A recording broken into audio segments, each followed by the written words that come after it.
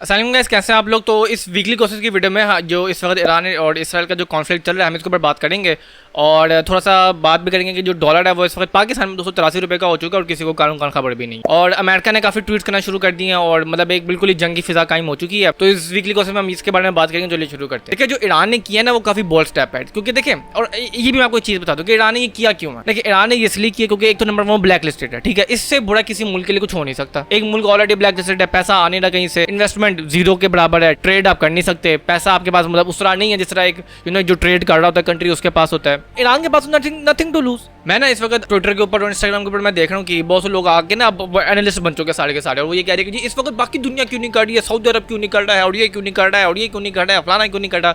ओ भाई, जंग लड़ना आसान काम होता है, इसके लिए आपको पैसे चाहिए होते हैं। नंबर 1 देखिए, ब्लेसिंग इन डिस्गाइज ईरान के लिए ये कि वो एक ब्लैक लिस्टेड कंट्री, जैसे मैं अभी बात कर चुका हूँ, they have nothing to lose. Blacklisted से और क्या ही बुरा हो सकता है। नॉर्थ कोरिया ब्लैक लिस्टेड है और दूसरा ईरान ब्लैक लिस्टेड है। तो मुझे बताएं, एक ब्लैक लिस्टेड कंट्री के लिए इससे ज्यादा गोल्डन अपॉर्चुनिटी क्या हो सकती है कि वो ऑलरेडी ब्लैक लिस्टेड कंट्री है। बाकी जो मुल्क है क्योंकि वो ब्लैक लिस्टेड नहीं है, अब आपका अरब कोई एक अरब मुल्क मुझे दिखा दो जो ब्लैक लिस्टेड हो।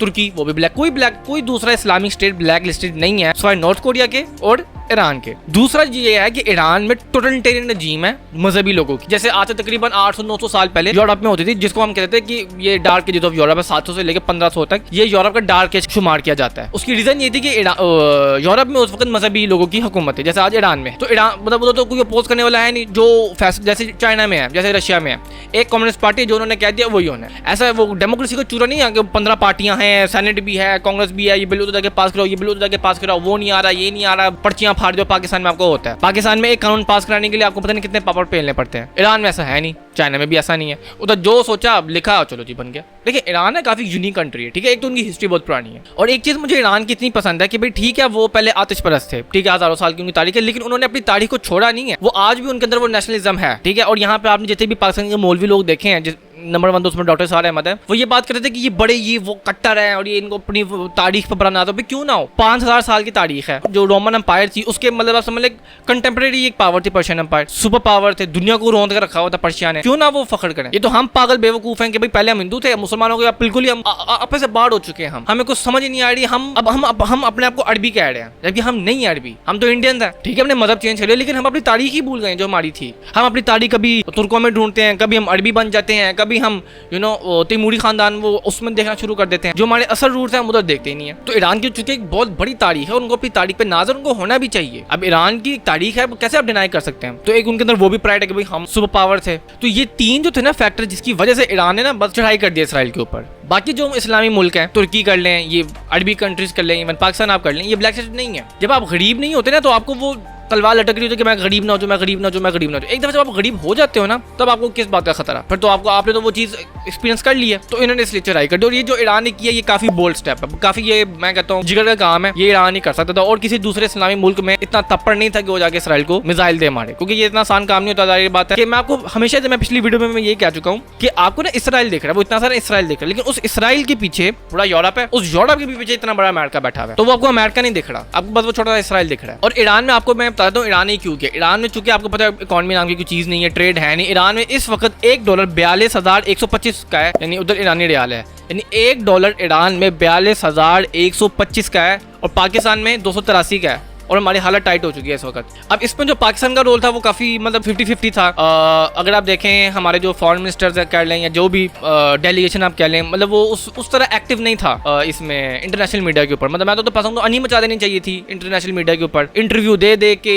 मतलब अगर आपने ईरान की हिमायत करनी तो फिर खुल के करो ईरान की हिमायत। लेकिन एक चीज़ पाकिस्तान ने काफ़ी अच्छी की है, वो ये कि जो ये अब मुहर्रम आने वाला, आपको पता है कि ये ईरानी जो हैं, वो ये जितने भी हमारे जो शिया भाई हैं, वो करबला जाते हैं, तो वो भी एक किस्म के पिलग्रिम्स होते हैं। तो उनको गालबन 20,000 है कि गालबन 18,000 है, मैं इस टाइम एग्जैक्ट फिगर बोल रहा हूँ। उनको अब पाकिस्तान फैसिलिटेट करेगा, उनको रूट भी पाकिस्तान प्रोवाइड करके देगा, उनको वीजे की भी जो प्रॉब्लम है वो भी पाकिस्तान हल करके देगा। तो ये पाकिस्तान ने काफी एक खुशाइन चीज की है कि भाई ठीक है, जो मजहबी जो भी ईरान पाकिस्तान दरमियान जो भी है वो है, लेकिन हम फिर भी ईरान को सपोर्ट करते हैं। ये काफी पाकिस्तान का बोल्ड स्टेप है। और मुझे पाकिस्तानियों की भी समझ नहीं आती कभी। यही मुल्क था आज से तकरीबन 6 या 7 महीने पहले, इसने पाकिस्तान पर अटैक किया था, ठीक है, बैलिस्टिक मिसाइल दागे। उस वक्त सारा पाकिस्तान ईरान के खिलाफ हो चुका था। वो जारी बात, एक मजहबी भी मैंने आपको बता दिया, सुन्नी शिया रिफ्ट थी। अब सारे ईरान के साथ है। तो ये ना मैंने अब ये चीज देखी कि भाई लोगों की कभी ना सुनो। ये जो लोग होते हैं ना, ये इनका आज कुछ है कल कुछ है, बल्कि ये एक दिन में इनके हार्मोन्स चेंज हो रहे होते हैं। 5 साल पहले चले जाएं, यानी जब 2019-20 का दौर था, ईरान पाकिस्तान दोस्त नहीं थे उस वक्त, क्योंकि उस वक्त इंडिया चाबहार पोर्ट के ऊपर इन्वेस्ट कर रहा था। अब वक्त की बात है। सो मैं यही पाकिस्तान को मैं कहना चाहता हूँ कि भाई अगर आपने किसी मुल्क से मैं पाकिस्तानी को भी चीज़ बता दूँ कि जो भी फॉरेन रिलेशंस होते हैं, जो भी इंटरनेशनल रिलेशंस होते हैं, वो ऐसा नहीं होता कि गली के दो लड़कों ने दोस्ती कर लिया वो अटूट दोस्ती हो गई है। इंटरनेशनल रिलेशन जो होते हैं वो मफाद के ऊपर होते हैं कि भाई ये हमें क्या दे रहे हो, हम इसको क्या दे सकते हैं। चाइना आपका कोई फुफी का पुत्र नहीं लगता जो वो आप पे इतना इन्वेस्ट कर रहा है। उसने सी पैक बनाने, उसको अपने जान के लाले पड़े हैं कि वो ये बनाएंगे तो वो दुनिया का ताकतवर 3 मुल्क बन जाएगा। अब बदकिस्मती कह लें या खुशकिस्मती कह लें कि सबसे जो वाइटल रूट है सी पैक का वो हमारी तरफ से गुजरता है, इसलिए चाइना हमारे ऊपर अनायतें कर रहा है। वरना वो क्यों कर रहा है? ना वो मुसलमान है, ना हमारा कल्चर मिलता है, कुछ एक चीज हमारी कॉमन नहीं है। अब आप देखें अमेरिका ने जो ट्वीट्स किए हैं, इस वक्त पूरे अमेरिका में और यूरोप में इस वक्त क्या कहते हैं मुजाहिरे हो रहे हैं इसराइल के खिलाफ, जिसकी वजह से फ्रांस, जर्मनी और यूके ने अपोज किया इसराइल को। मैंने तो अपनी जिंदगी में फर्स्ट टाइम सुना है कि जर्मनी आपको पता होगा कि जर्मनी इसराइल का क्या कुछ हो चुका है, मैं वो बताना नहीं चाहता। जर्मनी, फ्रांस और यूके, इन तीनों ने मिलकर गालिबन ये इसराइल को पोस्ट करके भी जो तुम कर रहे हो ये गलत कर रहे हो। Enough is enough. मैं तो कभी नहीं देखा, ये फर्स्ट टाइम हुआ है। क्योंकि अब वहां पे लोग बोलना शुरू हो गए कि भाई क्या कर रहे हो, ये क्या मतलब कंजर खाना मचा के रखा हुआ है। ये जब इराक वॉर होनी थी, जब गालिबन टोनी ब्लेयर था इंग्लैंड का प्राइम मिनिस्टर, तब भी मुजाहिरे हुए थे, लेकिन उस वक्त दबा लिया गया था। लेकिन अब नहीं कर सकते क्योंकि अब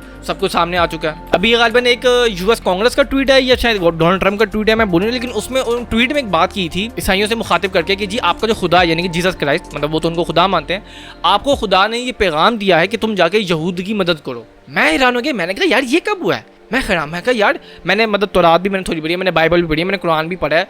मैंने कहा यार ये तो मैंने कहीं नहीं पढ़ा कि यहूद और नसारा एक हो गए हैं। ये यहूद और नसारा तो हमेशा से एक दूसरे के दुश्मन रहे हैं। और ये आप अगर तारीख पढ़े हैं या ईसाइयों की और यहूदियों की, ये हमेशा से दुश्मन रहे आपस में। चूंकि जो एक मेन शख्सियत थी दोनों के लिए वो ओपोजिट थी। यहूदी जिसको वलद ज़िना और जिनको बुरा भला कहते थे, ईसाई उनको वो अपना खुदा कहते थे। ये तो बड़ी जहानत, ये बिल्कुल पोस्ट है ना, ये तो बिल्कुल पोस्ट है। ये तो भाई बड़ी जहानत है यहूदियों की, उन्होंने जकड़ के रखा हुआ है यूरोप को। ऐसे तो वो हिल नहीं रहे। अमेरिका में आपको पता है कि इस वक्त इतने ज्यादा मुजाहिरे हो रहे हैं, जो न्यूयॉर्क स्क्वायर है और जितने भी आप देख लें पूरे अमेरिका में मुजाहिरे हो रहे हैं। लेकिन फिर भी अमेरिका उसने हामी बढ़ी है इसराइल के लिए कि भाई जो इसराइल कर रहा है हम उसके साथ हैं। क्यों? क्योंकि अमेरिका में जो जूइश लॉबी वो बहुत स्ट्रॉन्ग लॉबी है, आपकी सो ज्यादा स्ट्रॉन्ग है। तभी तो जितने भी अमेरिकी सदर आए हैं कोई एक भी यहूदियों के खिलाफ नहीं जा सका।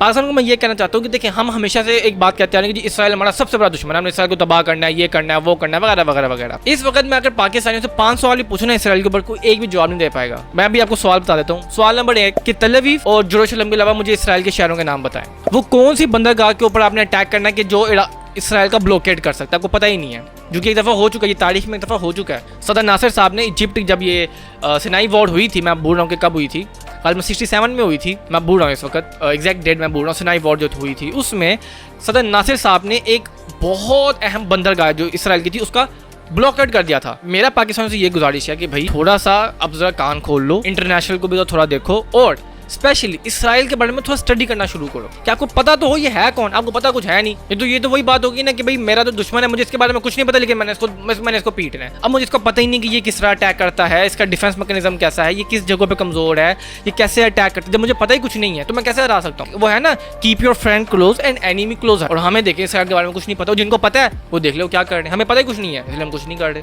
हमें लिटरली जीरो नॉलेज है इसराइल के बारे में और बातें हम ऐसे करते जैसे पता नहीं हमसे बड़ा कोई चैंपियन को नहीं, हमसे लाख अच्छा तो ईरान है। देखिए ईरान ने जो अमेरिकी साम्राज्य जब आया था ना, इसके खिलाफ खड़ा हुआ ईरान और पिछले 40 साल से सैंक्शन कंट्री है। 40 सालों से 79 में आया था इंटरवेंशन, ये जो भी हुआ था ईरान में, ठीक है, जब रजा पहलवी चला गया था। 40 साल से ऊपर मगालबन 46 साल हो चुके हैं।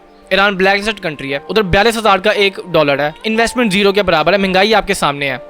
जिस मुल्क में 42,000 रुपए का $1 हो, उधर महंगाई की क्या हालत होगी आपको पता है, लेकिन फिर भी वो खड़े हैं। इधर पाकिस्तान को देख लें तो ईरान एक काफी जैसे कहते हैं, अगर आप कंपेयर करें ईरान को पाकिस्तान से, तो ईरान बहुत बहुत हद तक मजबूत कौम है। वो खड़ी है आज भी, वो नहीं एक्सेप्ट कर रही, वो कह रही ठीक है मरते हम मरेंगे, हम भूख से मर जाएंगे तो हम एक्सेप्ट नहीं करेंगे। और हम तो $1 अरब के लिए सब कुछ बेच बूझ के आ जाते हैं हम। और ये जितने भी आपके अरब ममालिक है इनकी तो हुकूमत ही ये अमेरिका ने बना के दी थी। ये जब फर्स्ट वर्ल्ड वॉर हुई है ये सारे तो तुर्की के अंडर थे, ये सारे अरब ममालिक। ये जो हम कहते हैं कि जी वन ब्रदरहुड वन उम्मा, तो ये उम्मा फलाना उम्मा, तो मेरा सवाल है तारीख में अगर एक उम्मत का कंसेप्ट था तो फिर अरबों ने क्यों बगावत की उस्मानियों के खिलाफ? क्या उस्मानी काफिर थे, ईसाई थे, यहूदी थे, हिंदू थे, क्या थे, मुसलमान थे ना? तो फिर अरबों ने क्यों बगावत की, क्यों खिलाफ थे उस्मानिया तोड़ी? तो ये पूछा करें फिर। अगर आप कहते हैं ना कि भाई वन उम्मत है तो ये है वो, तो पूछें फिर कि भाई इन्होंने क्यों किया। वो इसलिए किया है क्योंकि फ्रांस और इंग्लैंड ने फप्ती चूसी थी कि भाई तुम अटैक करो, हम तुम्हें आज़ाद करेंगे। लॉरेंस ऑफ अरेबिया ने क्या किया, ये तो किया। ये जितने भी ये जो थे अरब, ये जो आज बादशाह बने हुए हैं, कोई यूएई का बना हुआ है, कोई सऊदी अरब का बना हुआ है, ये तो भाई बद्दू लोग थे।